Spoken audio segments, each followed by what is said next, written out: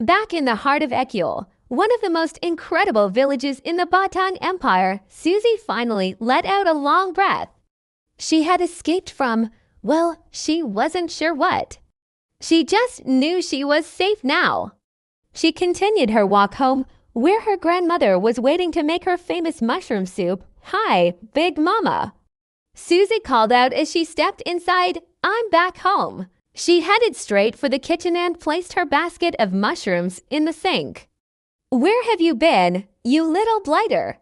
her grandmother asked, her voice a mix of worrying and frustration. "Big Mama, I'm so sorry." Suzie rushed over and gave the old lady a big hug. "You won't believe how many mushrooms there were today.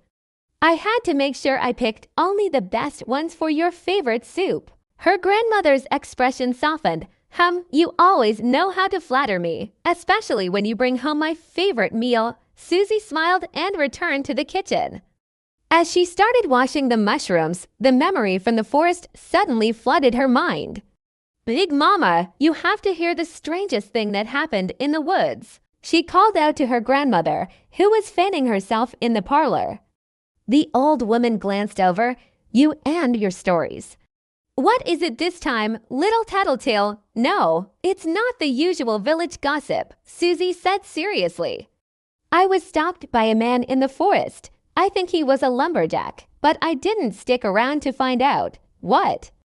Grandma sat up straight, her fan stopping midair. "Who is this person who dared to scare my precious angel?" "I'm okay, Big Mama. He didn't hurt me. It just startled me. I thought I was all alone out there," Suzie explained.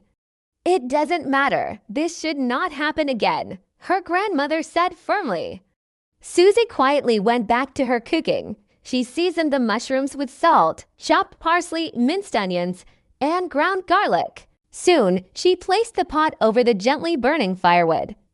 About 30 minutes later, a delicious aroma began to fill the house. Suzie, you're making my mouth water." "How much longer?" Big Mama called out impatiently. "Just 10 more minutes, Grandma." Suzie replied with a smile. Finally, the soup was ready.